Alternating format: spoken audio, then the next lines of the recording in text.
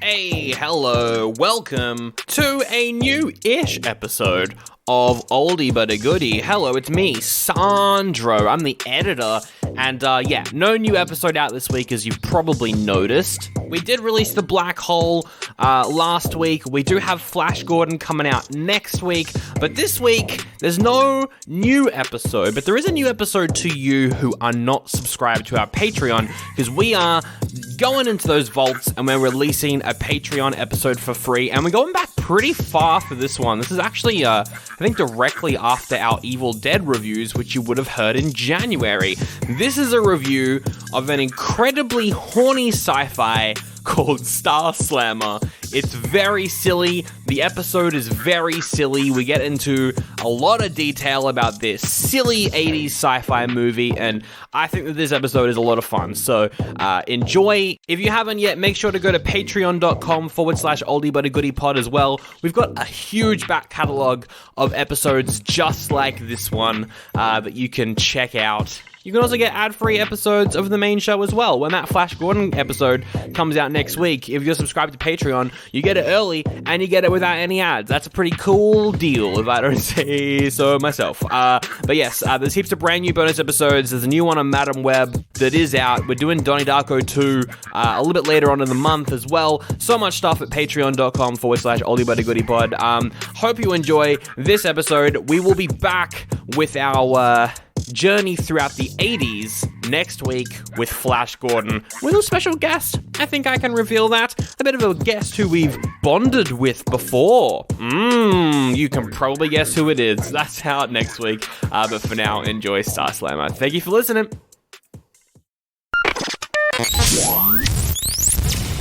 Oh, I'm so groggy. Hi there. Looks like you're finally awake. I'm sleeping on a metal slab. What is this? Well, the guards just brought you in, so you're probably waking up from all those drugs that they pump you up with. Drugs? Oh no! I've never taken drugs before. I don't know why you're bringing up that as a point. I think that's the least of your troubles, honestly. But they do that so that they don't have to put many guards around you.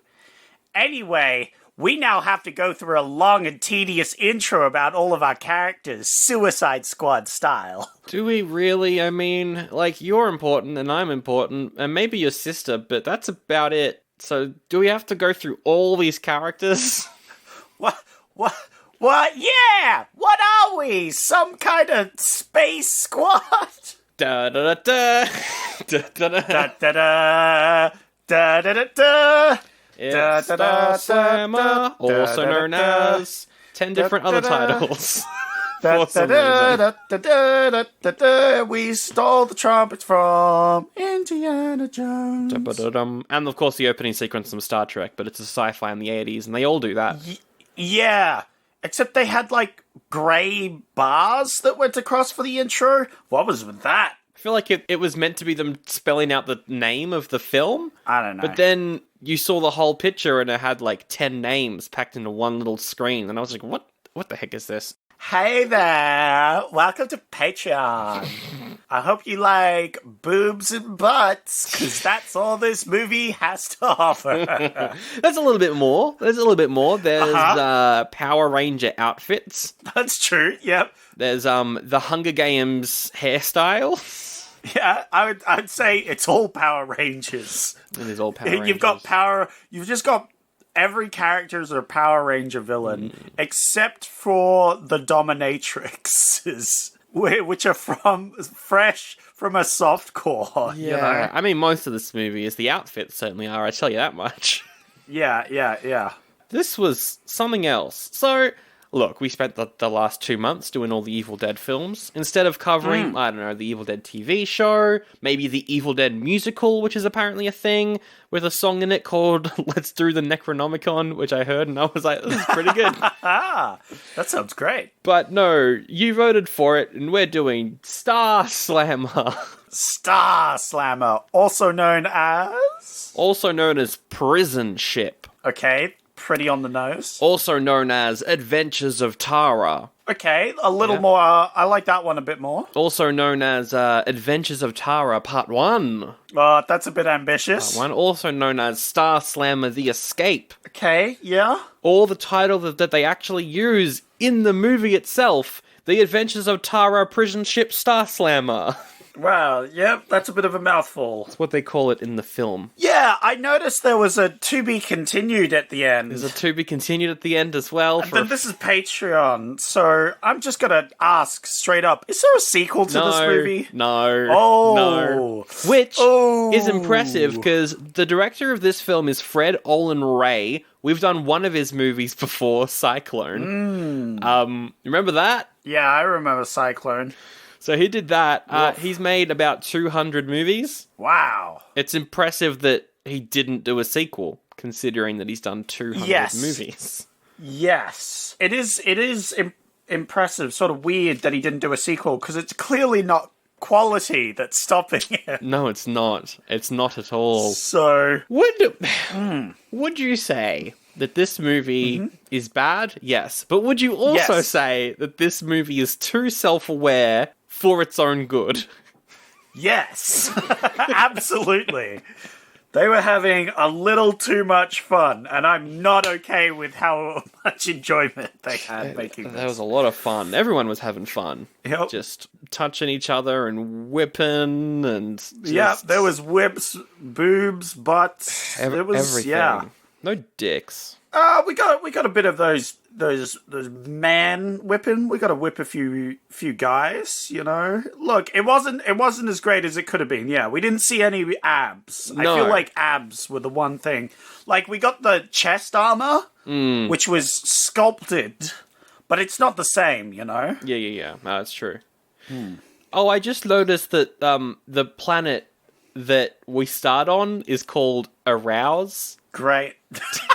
Damn it, this movie. So Sandro, did you send me the correct movie, or did you send me a softcore porno? I'm still not sure yet. Well, the thing is, though, if this was a softcore porno, there's one sex scene in the whole film. It's kind of, it's like 2.5 hours long. Yeah, it's pretty soft, but Not it's much, still, not much bang for your buck.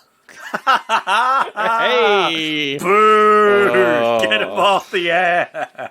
I didn't hate it. I think I had as much fun watching this as I did American Ninja 2. And there's some genuinely funny moments in this movie. There was bits I liked, there was bits I didn't. I think the whole prison escape aspect is the worst part of the film. Yeah, absolutely. This movie ended quite poorly. Yeah. Especially, we'll get to it eventually, but especially the fight scene. The fighter. The space combat was the worst space combat I've ever seen. It was terrible. It was really bad. If you compare it to maybe like the Ice Pirates, which this kind of is, it's the Ice Pirates, but if everyone was even more horny than they were in Ice Pirates. That's basically what this film is. Yeah, but if they hired porn stars instead of actors. Yeah, basically. Yeah. There's only one actor in this film that I recognized, and that was just before Chapter 2. We'll get into the plot in a second. Yeah. Oh, yeah. They have chapters as well. Did you write down the chapter names? I didn't. I remember one, which was the Arena of Death. Arena of Death. Oh, there was Prison Escape 3000. Yep. Chapter names. That was good. That was great good one. Stuff. But one of the actors, in the moment right when she's sent to the prison, we get this judge who comes on screen for like 3 seconds and is like, "I sentence you to the prison ship." Oh yeah, yep. I remember. Yeah. That's the brother of David Carradine, the warrior from The Warrior and the Sorceress. That's his brother. Whoa, what a connection! And I was like, wow, that's so left field. How did you No way you recognize that. Well, no he's way. also in heaps of, like, B movies as well. Except he's more of a horror guy. So he does more films that I've watched. Wow, that's crazy. So he showed up and I was like, ha, this film's trying to have star value. Trying and, yep. But the plot Sorry, the what? The premise, I should say, because there isn't a plot. Ah, right, yeah. There we go. I was a little confused. You said the plot, and I was like, wait, there was a plot? There was a plot? No. No, there is a... I'll give this movie. There is a plot. This has more plot There's than... 2 plots. They're on screen a couple times. Boo! Shut up. It was funny because early on I noticed in the fight scene with the bad guy there was a nip slip, and I was like, "Oh, no, maybe they missed that." Ooh. Yeah, and then later on it's like, "Oh no, I don't think she's worried about that. Nope, don't think that mattered." So we follow our main character, Tara. I believe she's called. Yeah, Tara, but spelt in a sci-fi way. Yes. Tiquara or something, I believe it's spelled. Anyway, Twi'lek. I'll read it wrong. Never mind. Yeah, wrong sci-fi series. Yeah. Just as horny though. Because of the actual horns. Yeah, because of the Yeah. and the fact that they're like that's the aliens that are usually anyway. So It's true. yeah, look, Jabba knows what he likes. He likes rancors, is the answer. Oh, that's okay then. Yeah. He likes to throw them into a rancor pit and yeah. And then have sex with the Rancor. Okay. Moving on very swiftly from that. She is a miner on the planet Arousal or whatever the fuck it's called. That's the name of the planet. She hangs out with a bunch of children. No, they're called the Mogwarts. The Mugworts. I don't know why I wrote it down. I think I had subtitles on and it came up. The Mogwarts talk. I was like, oh, they're called Mogwarts. Oh, great. Fantastic. Thanks, subtitles. I should have had subtitles on. Damn, I missed out on a lot. A lot of deep world building. So, she hangs out with these alien Mogwarts. She mines. But she bumps into a priest. And I believe you have the line she uses on the priest there. Yeah, the priest is walking down this road. The Mogwarts are surrounding the priest. And then Tara appears and she says, "Hold us right there, priest. One more step and your rod's history." I mean your staff. Wow. And that's the first line. The first line we hear from the main character is that. And immediately I think both of our reactions was, is this the right film? Yeah, I think I messaged you, I'm not sure if this is the right film, but I have a sneaking suspicion it is. While we go through the plot, I will do fun facts relating to what's happening at the time. Okay. So, in this scene, right, she's wearing a leotard. Yep. The leotard's very, very high up. You can see her whole buttocks in said leotard. So she got a wedgie, right? So intense from filming out there in the sunny desert park that they decided to film in. She got a wedgie so intense that she developed hemorrhoids for many days after shooting. Oh no. And according to IMDb, it resembled Wyoming. I don't know how they know this. What? I don't know. What? It's in the IMDb trivia. Why is that a thing? God, that's awful. You're welcome, patrons. This is what you voted for and paid Why for. would you? Oh my God. So anyway. Thanks, Wyoming. So this poor lady, she's hanging out with this priest, but then they see a futuristic vehicle approach. Oh no, it's the vehicle from Cyclone. Yeah! It's back. But this time, instead of, secret agents in it, it's got sci-fi bad guys. They work for the Federation, the Empire. The Empire. The Thing. Yeah. They're part of the Imperial Empire. Yeah. So, and they hop out and we see, is there 4 or 3 of them? There's long-hair Nightwing. Yeah, he's got the mask, so he's like he's like Animal Cross Nightwing. Yeah. There's adult Lava Boy without the lava. It's like if Lava Boy's suit didn't have the lava on it. Yeah. Lava Boy, Lava Girl. Yeah. Sorry, it's Shark Boy without the shark. Yes. But very nervous. He's a very nervous man. And then there's also the Hunger Games guy. Yes. Who is there and does fart noises sometimes, and that's... I don't know why he's in this movie. I think his job is also to hand a bottle to the bad guy at one point. This is when they're on the ship later on. He hands a bottle to the bad guy so he can crush it in his hand and throw it away. So yeah, adult Shark Boy, I liked him as a bad guy. I'm not gonna lie. Just his voice... And I felt like the actor was very much enjoying his role. I agree there. Yeah. He just seemed like he was having a good time, you know? Yeah. Just like, I am evil demons! His storyline's weird, because he shoots the priest and a bunch of the Mogwarts. First up, for what happens many times in this film, instead of immediately shooting Tara... Yeah. Which would have solved this whole movie's problems. He's like, oh, I see you have a melee weapon. I'm going to put aside my ranged weapon that I could literally one-shot you with because we've seen that. And instead go toe-to-toe with you. This one makes sense, though, because he's probably horny. Which makes sense. Later on it happens, and it doesn't make any sense, and I will point it out because it made me mad. Do you mean, because it's of course Patreon, we're not going to go through the whole plot, I'm just going to quickly bring up the moment that I think you're referring to, where one of the Tusken Raider androids on the prison ship shoots someone, walks out, puts the gun away, and then they have like a Western standoff for no reason. That's one of the times it happens. One of the times. So that's one time. Yes, that was very stupid. Because not only that, another time is when that lady, they go around a corner and there's a Tusken Raider, and she's holding a gun. And instead of shooting the guy, she decides to try and pistol whip him. Oh yeah, that was really dumb as well. I remember that. Yes. Yeah. And she fails miserably and gets thrown around. And then the other girls, instead of, shooting him, they jump on his back, pull off some wires? No explanation there. Yeah, because it's a robot. I don't know. It's very stupid. It's weird.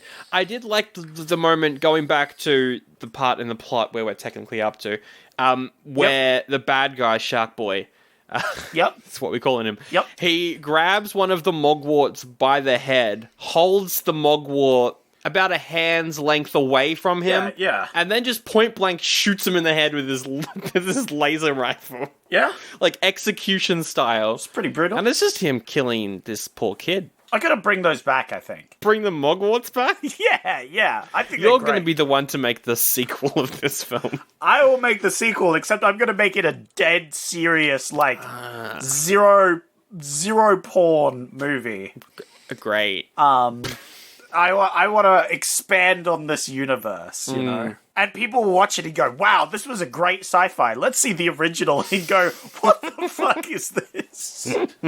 So, that sounds great. Tara gets, Tara has a battle with the bad guy and manages to dip the bad guy's hand in acid. So now his hand is gone. Because the planet Arousal has natural forming acid geysers. Yep. Or something. Not important, so I was just going to skip over it. Yeah. But I'm glad you brought it up. It's very important. It's vitally important. So then she gets captured and imprisoned for the things the bad guy does, I think. Yeah, she gets framed. Yeah. She gets framed for killing the priest. And then she wakes up on the prison planet. I liked... Not the prison planet, the prison ship. That's a different movie, probably. She wakes up on the ship, and we see the executioner lady, who is also a prisoner, but was such a good prisoner, she got promoted to be this dominatrix character. No, she's not a prisoner. No, there's a moment where she's like, you're trying to take my job and sidle up to the warden. Last person who tried to take my job, I lost an eye. Look at my disgusting eye. Huh. I didn't pick up on that. key plot point. Very key plot so point. For some reason, the plot sort of eluded me from this film. I don't know what you would have been distracted by. I don't know either. Anyway, she introduces the ship and she's like, this is where you're living now. In case you have any thoughts about escaping, 50 girls have tried and 50 girls lie dead. The clear line there, script writers, is 50 girls have tried and 50 girls have died. But no. The writers were like, no fun. No fun allowed. Yeah, we don't want this to rhyme. That would make this an unserious movie, and this movie is dead serious. That's the problem, is like, it doesn't take itself seriously, but it misses out on so many obvious jokes that would make it a parody. They didn't make it funny. They just sort of made it silly. Yeah. I mean, it's still funny because it's so silly, but like they could have doubled down, you know? True. There's heaps and heaps of prisoners on the ship. They're all white, mostly, and they're all blonde, and they all look the same. Yeah. There's a scene where they all introduce each other. With the exception of, like, one Asian lady. There's one Asian lady. I think there's one black prisoner as well. Is there? Yeah, there is. She doesn't do anything. She's there. Okay. Which is why I do not remember her existing. There's Tara, who you can distinguish from the wash of white women by her outfit not being grey. Her outfit is white and see-through. Yep. But that's how you know that it's Tara. And then there's... What's her name? Mike? I don't know their names. They literally had... Okay, let's bring this up right now. They had a Suicide Squad intro to all the fucking characters. And it just makes me so mad. It's really bad. That movies do this. It literally is the worst way of introducing your characters. It just shows you have no idea how to introduce... I'm this thing, and my personality is this. Mm-hmm. My name's Claus. What? Who cares? Literally none of these characters do anything in the movie. No. That's the worst bit. If they had literally anything to do with the movie, I would have been fine with this. Like, there's literally one character that's like, I'm Claus, and she, like, does a scratch motion. And then she never scratches anyone for the rest of the movie. No! She doesn't do anything! There's one who's like, my name's and I'm a lesbian, I'm gonna kiss you. And then she's gone. That's her only thing she does this whole movie. Whole film. To be fair, they've got to make the scene hot somehow, you know? There is Mike, who is the leader of all of them, and she's got a choker. She's got a black leather choker, and that's how you can tell her apart from everyone else. Yes, and she's actually got a role in the movie, and was the only one who actually needed an intro. Except maybe Squeaker? Squeaker's another one. That's her sister, yeah. Yes, Squeaker's Mike's sister, and she also plays a role in the movie. But apart from that, literally none of the other characters matter, so don't intro them. What are you doing? You idiot. The way that Tara is introduced to the warden is, here she is, here's your shortbread Pop-Tart. I was like, that's a really good way to describe her. Yeah. Yeah, she's a shortbread Pop-Tart. It was a good line. I enjoyed that. There's some good lines riddled throughout this movie. There's a couple. There's some bad ones. The name of the head of security is Muffin, and so whenever she walks up, they all yell Muff Alert. Yeah, that's right. The Dominatrix main hand is called Muff. Yeah. How about the alien guy who serves them food? He's great. He's just this kid with this giant alien mask. Yes. I like how in this very, like, racy movie, this very softcore porno movie, they have children. Yep. Just acting in it. Yeah, they could be small people, but they could also be kids. I don't know. But there is a kid. There is a kid in the film. There's multiple kids, or at least one, because it could be the same kid acting. Yeah.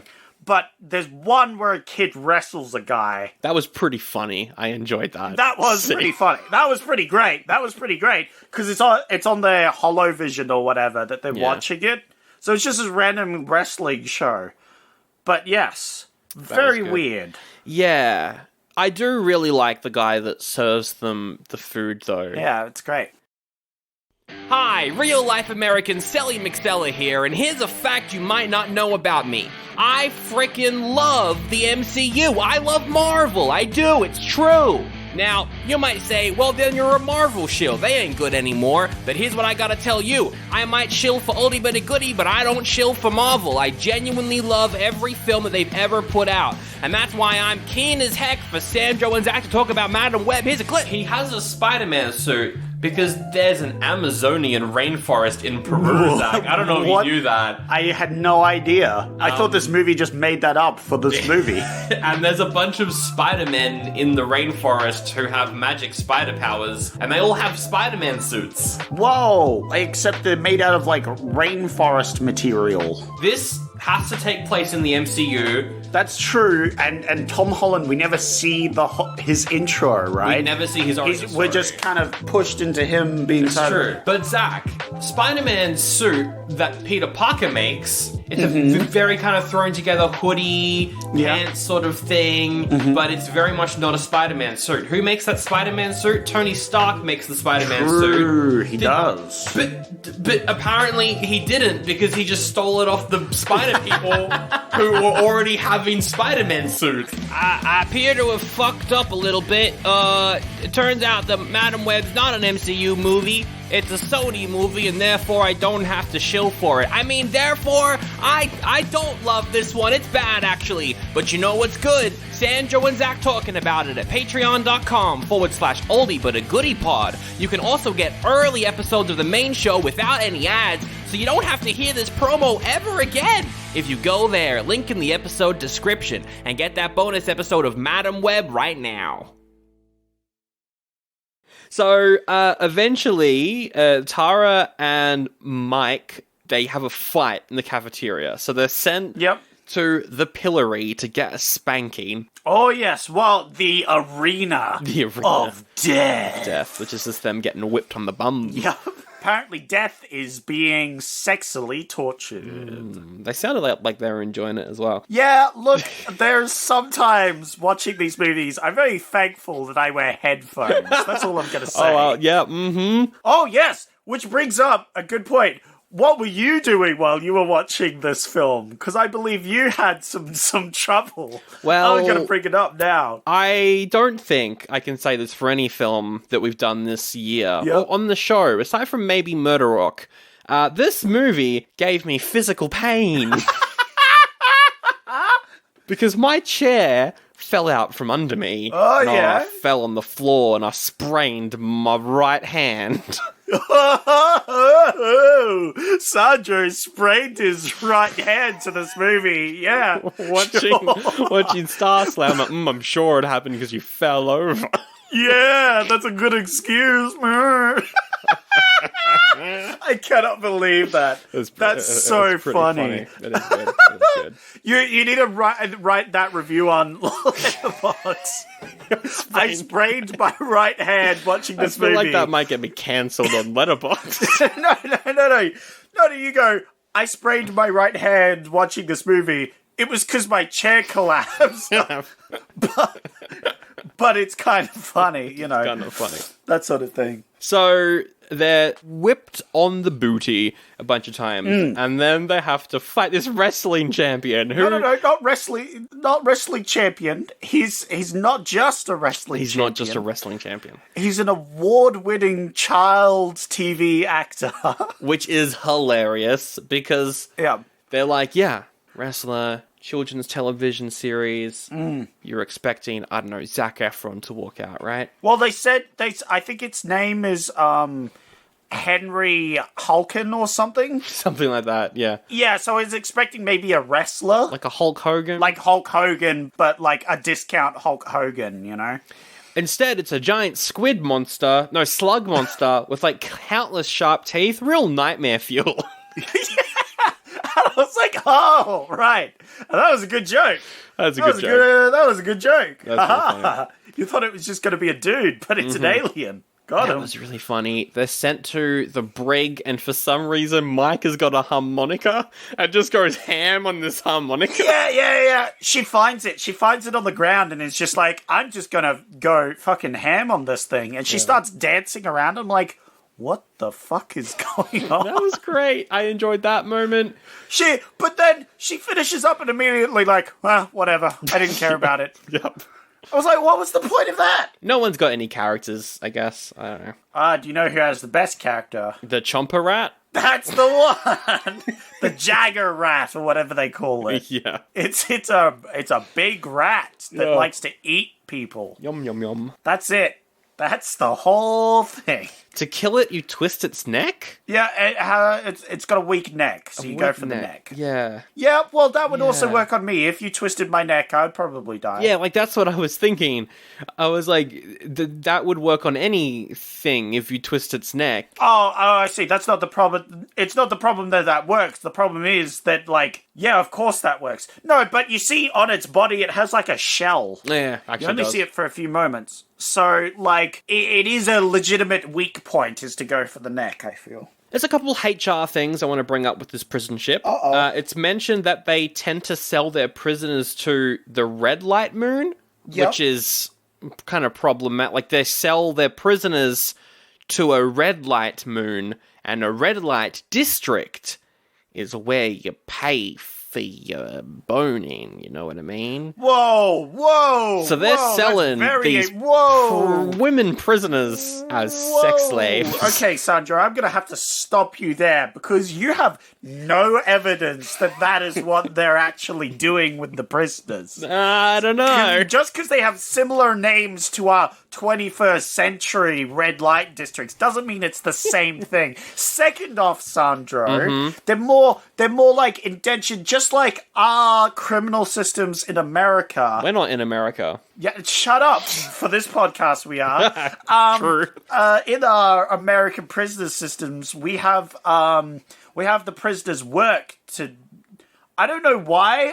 Probably just to make the prisons money, but we have them working as sort of indentured servitude, and I think that's what they mean by selling them. They're not actually selling the prisoners off to them. They're like lending them out to do labor. That's fair enough. That's fair enough. So it's completely above board and definitely not cancelable. The robots get lube jobs was something else I wanted to bring up. Yeah? Yeah. I don't see a problem with that. That seems perfectly normal. You got to keep those arms moving, you know? You don't want to get them rusted up or... Get those arms all lubed up. I love a good lube job. For my robotic components. And there's also, in the food, just ears and slugs. Just in the prison food. Which I feel like was a great commentary, really, on modern day prison food and society. Yeah. Well, the worms is fine. The ears might be problematic. True. Look, where did they get that ear from? Look, of all the points you've brought up now, the ear being in the food might be the one that gets us. Because, yeah, where'd that ear come from? What about the bad guy? Because there's the shark boy. His whole thing is he's going fucking crazy. And he keeps seeing the priest pop up in his nightmares. What the hell was that? And the priest is like, you're going crazy. Fuck you. Ha ha. And the guy's like, whoa, demons. And then you have the main dominatrix. She doesn't do anything in this film. She does literally nothing for the entire movie. You have the scientist, Dr. Poe. Yes. Dr. Poe, who does mind control experiments, but is secretly trying to help the prisoners escape. For some reason. Why? Who knows? Who knows? She's good looking. Yeah, and wearing nothing. Yep. So, no. But that's how you indicate if it's a good guy or not, is how scantily dressed It's true. they get. It's true. All the good guys have to wear, like, one piece nothing. That's what this movie was missing. This movie was missing the guy from David Lynch's Dune, Sting, just wearing a codpiece. Yeah. It was missing a guy running around. I think that's what we talked about at the start. Yeah. There was no abs, you know? There's no skimpy lats. It was missing skimpy dudes. We needed one prison guy. Yeah. Like a guy. Oh, actually, there would have been a bunch of gay jokes if they did that. Yes, it would have been. It would have been really bad. So it's probably a good thing that they avoided it.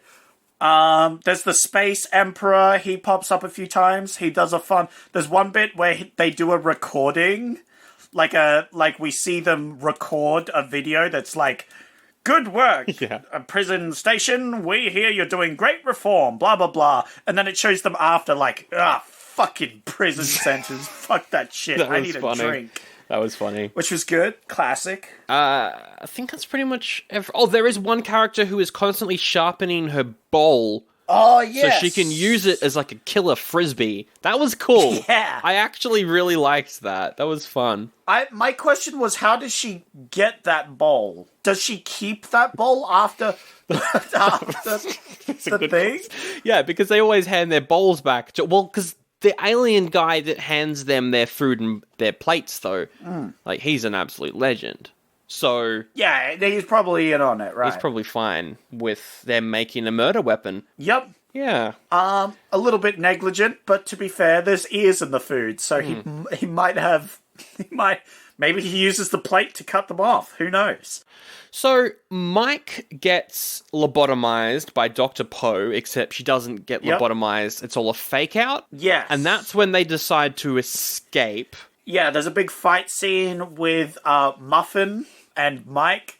Good old Muffin Mike. Mike. Penetrate each other with knives. Okay. It's not sexy. No, I was like, no, never mind. Just move on. Is there a problem, No, Sandra? there's no problem. It's what happens. The problem is They that we watch penetrate this each other. movie. That's the problem. No, but this is the one scene that's pretty violent because she cuts off Muff's hand. Forgot about this. She cuts off Muff's hand, and it's just the actor that plays Muff holding up this like tiny tube that's spurting blood, and it's the best part about it is her other hand is in frame, and you can see that her wrist and the tube she's holding up are very different in size. Yeah. So either she's got a very malnourished hand and a properly solid hand, or she's holding up a fake tube hand. No way.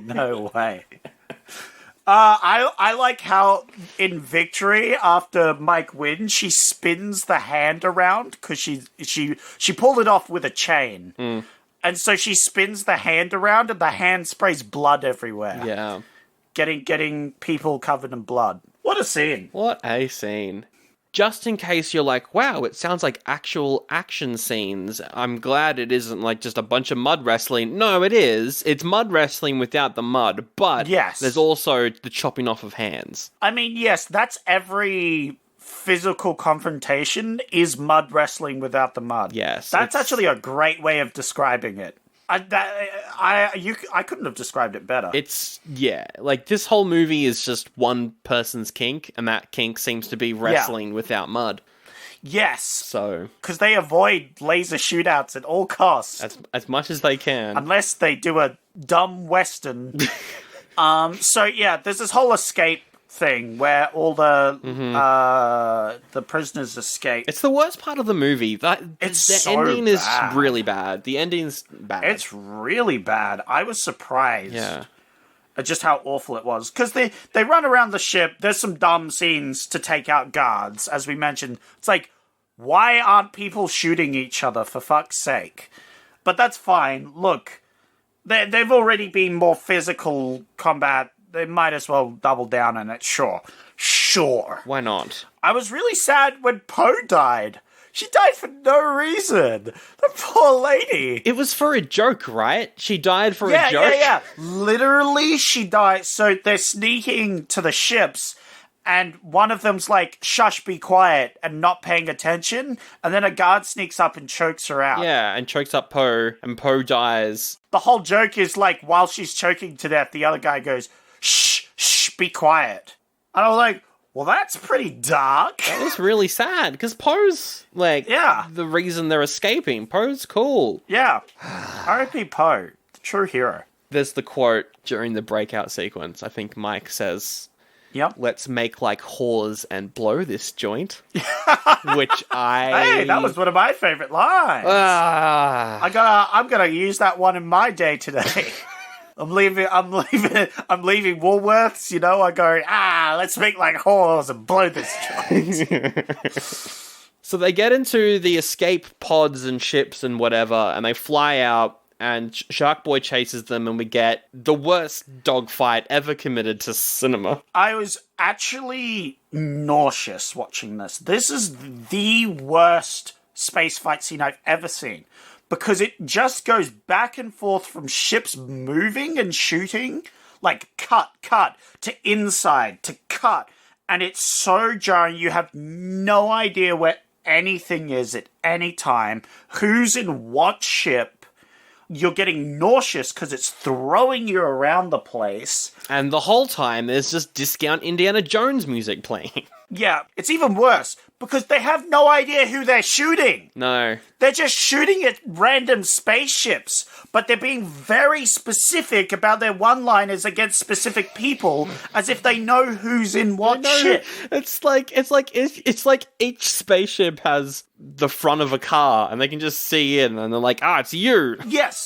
Yes, like they know who's in what ship, but they definitely don't. So they just so happen to be spouting the one-liners that match up with the characters in the ships. It makes no sense whatsoever. It's really dumb. They are going to kill Shark Boy, but he's too strong with the Force. So instead, Shark Boy gets attacked by the rat, and he kills the rat. And Obi-Wan. And also the priest as Obi-Wan Kenobi. Yeah. Literally, he gets defeated by a forced ghost.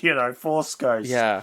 And I love as well when his ship explodes, we see the essence of the Force Ghost kind of flying off into space as well. So I love that in the canon, right, in the universe that Star Slammer is based in, there's just ghosts. If you're a priest, you're probably a ghost after you die. I mean, makes sense. So that's great. And then they fly off because they've escaped and killed everyone. Yep, and it says, to be continued. To be continued in Chain Gang Planet. Yep. Never got made. Nope. But I kind of wouldn't mind seeing it if it had been made. I would probably watch it if it had been made. Yes, but it would have been awful. Yeah, because here's the thing with this movie. This movie is terrible in every single way. Yeah, it's real bad. It's quite awful. It's quite awful. Don't watch it. But I enjoyed maybe the first hour and 10 minutes, and then the end I was like, whatever, this is kind of boring. I enjoyed the first 3 hours of this movie because that's what it felt like. Did feel like that. And then the last hour, which was the ending, I hated. Yeah. It was really bad. I was shocked because usually the endings are better than the most of it because that's where the action is, and your movie may be bad, but you can at least do a good bit. Oh, it was so bad. Look, it's an oldie, obviously. Yeah, it's so old. It's bad. It's really bad. It's really bad. But there were elements of enjoyability to be found here. Like comparing it to Cyclone, which was nothing. Yes, this one wasn't boring. It was very bad, but at least it wasn't boring. Yeah. I like the cheesy special effects, They're good. Like the Shark Boy suit, the rat, the puppet rats that they had.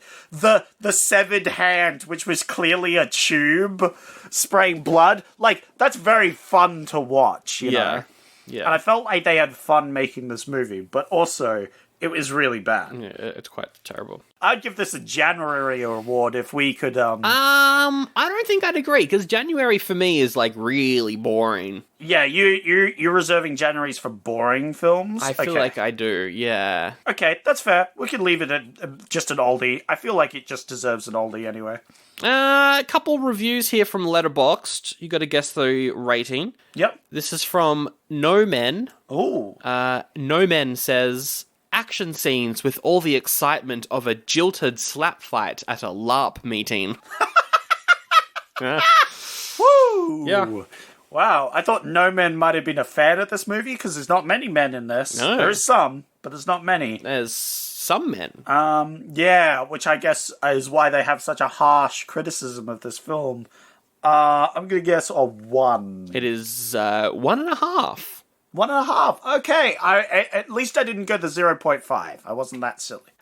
This one's by Brandon, who says, Star Slammer, more like Star Boredom.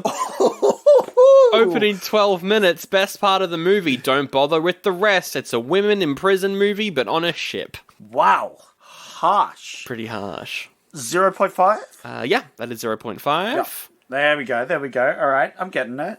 This is from Sven, who says, there's not enough nudity in this movie to justify watching it, which... There's not much. It's really just Tara. No score. That is 0.5. It was another 0.5. Damn it. And finally, this one is from Curtis and actually ties into a fun bit of trivia. Okay. But Curtis says, this movie constantly sounds like it's about to go to a commercial. Okay. The fun fact is, most of the soundtrack was taken from TV commercials. There you go. So they weren't wrong. Yeah. Another 0.5. That is 2.5, surprisingly. 2.5. Okay, all right. Yeah, of course. That's the episode. Thanks for listening and making us watch this. Yep, this was awful. God, I hope we don't have any other space-related boob involving movie in the future ever again. Well, in 2 weeks, we're doing Amazon Women on the Moon. No! And there's extended sequences of nudity, I've heard. No! But no, like, in all seriousness, I genuinely enjoy watching movies like this because they're terrible and they're a lot of fun. However, they're fun with friends, and that's the problem with lockdown, is, like, it would be great to watch this. Fun with friends. Fun with your right hand, maybe. Not yours, though, because you sprained it, because your chair broke. My chair broke. Quotation. No, it did actually. It actually did break.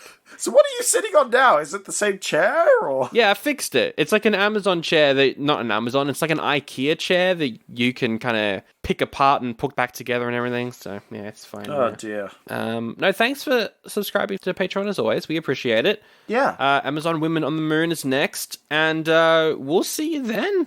Yeah, we appreciate you. Thanks for subbing. Thank you. You have a space slamming good day. Yeah.